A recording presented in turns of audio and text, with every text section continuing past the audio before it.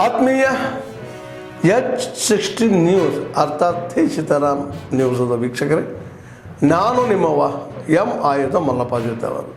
ತಾವು ಈಗ ಸುದ್ದಿಗಳ ಲೋಕಕ್ಕೆ ಎಂಟ್ರಿ ಹೊಡಿತಾ ಇದ್ದೀರಿ. ಈ ಸುದ್ದಿಗಳನ್ನು ಪ್ರತಿಯೊಂದು ನೋಡೋ ಜೊತೆಗೆ ನಿಮ್ಮ ಅಭಿಪ್ರಾಯಗಳನ್ನು ಹಚ್ತಾ ಇರಿ. ಯಾಕಂದರೆ ಈ ಸುದ್ದಿಗಳು ನಿಮಗಾಗಿ, ನಿಮ್ಮ ಬದುಕಿಗಾಗಿ, ನಿಮ್ಮ ವೈಚಾರಿಕೆಗಾಗಿ, ನಿಮ್ಮ ತಿಳುವಳಿಕೆಗಾಗಿಯೂ ನಿಮಗೂ ಗೊತ್ತು. ಜೊತೆಗೆ ನಮಗೂ ನಿಮ್ಮೊಂದಿಗೆ ಇದೊಂದು ಮಾತಾಡುವಂಥ ಜೊತೆಗೆ ಸುದ್ದಿಗಳನ್ನು ಬಿಡುವಂಥ ಕೆಲಸ. ಈ ಕೆಲಸದಲ್ಲಿ ನಾವು ನಿಮ್ಮೊಂದಿಗಿದ್ದೀವಿ ಅಂತ ಹೇಳ್ತಾ ನೋಡ್ತಾ ಇರಿ ಸುದ್ದಿಗಳನ್ನು.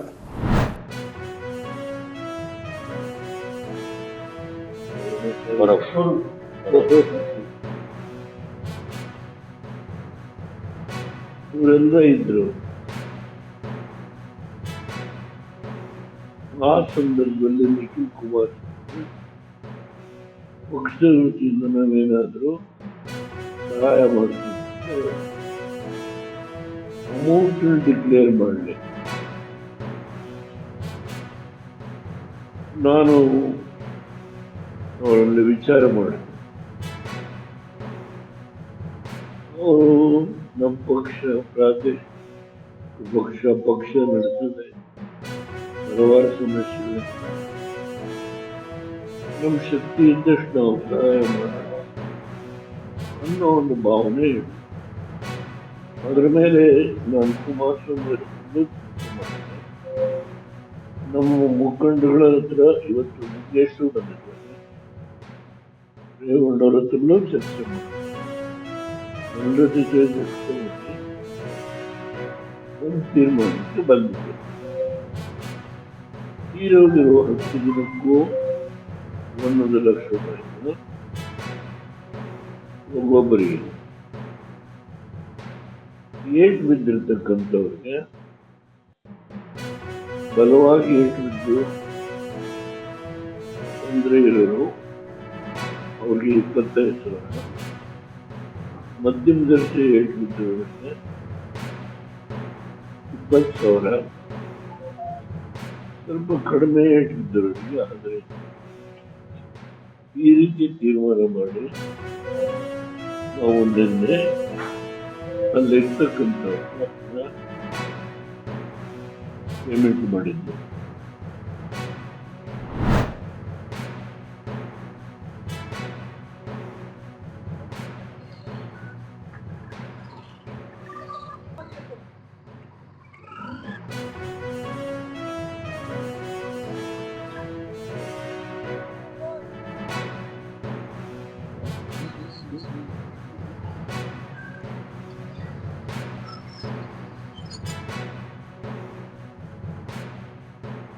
ಇದು ಸ್ಟೇಟ್ ಲೆವೆಲ್ ಕಾರ್ಯಕ್ರಮ ಇದೆ.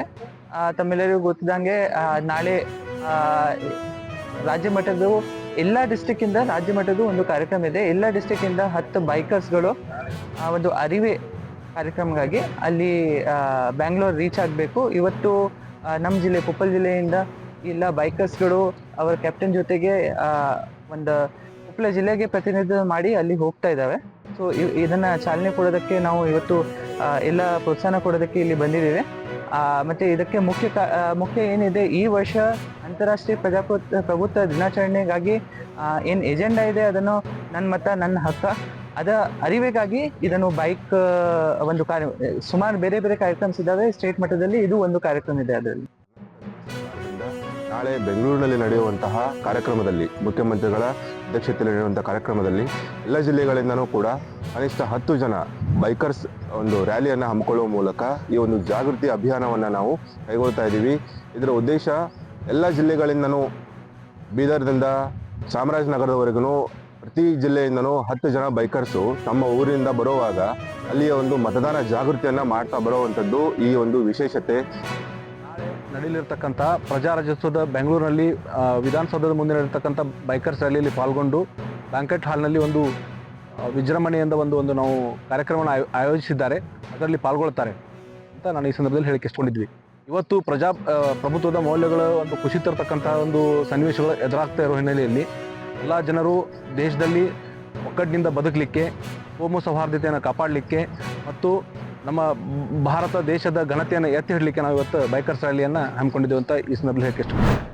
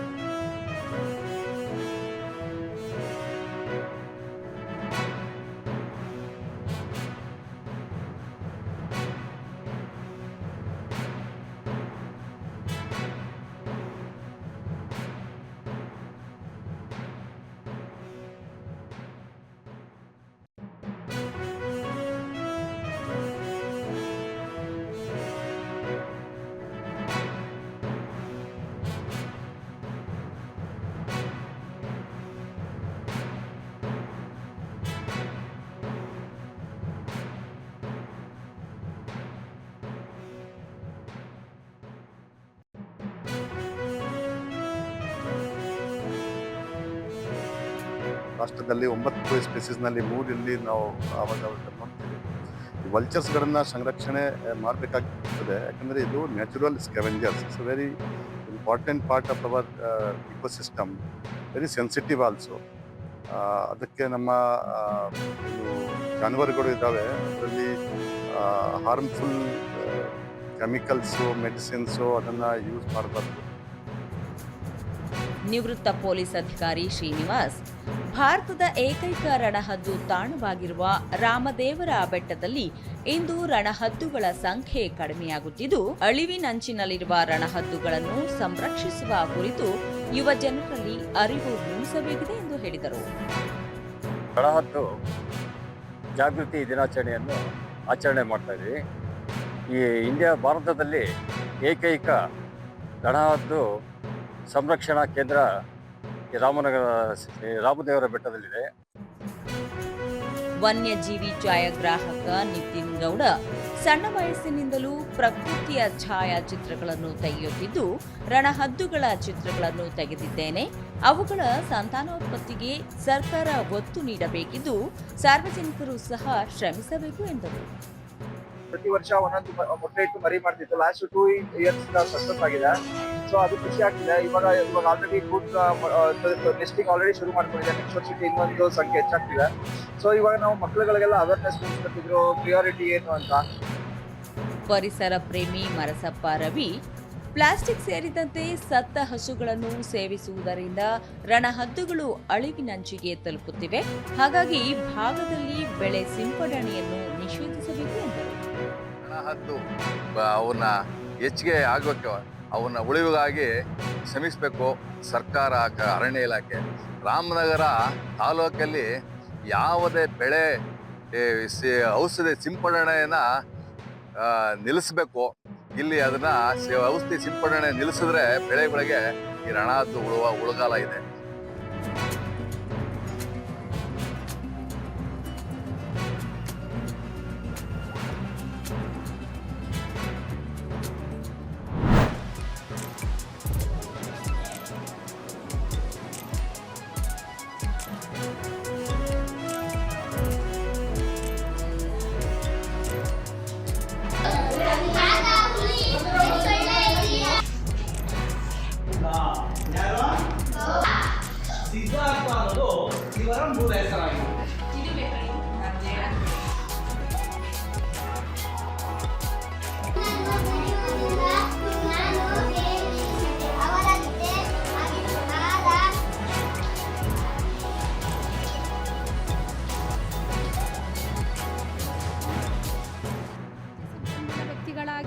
ತಾಲೂಕಿನಲ್ಲಿ BRP ಆಗಿ ಮತ್ತು CRP ಆಗಿ, ಜೊತೆಗೆ ನಮ್ಮ ಶಾಲೆಯಲ್ಲಿ ಸಮಾಜ ವಿಜ್ಞಾನ ಬೋಧನೆಯ ಶಿಕ್ಷಕರಾಗಿದ್ದಾರೆ.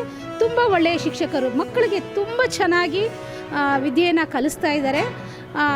ಅಷ್ಟೇ ಅಲ್ಲದೆ ಅವರು ಮಕ್ಕಳ ಜೊತೆಗೆ ಇದುವರೆಗೂ ಹಲವಾರು ಶಿಕ್ಷಕರಿಗೂ ಸಹ ತರಬೇತಿ ಕೊಟ್ಟಿರೋದುಂಟು.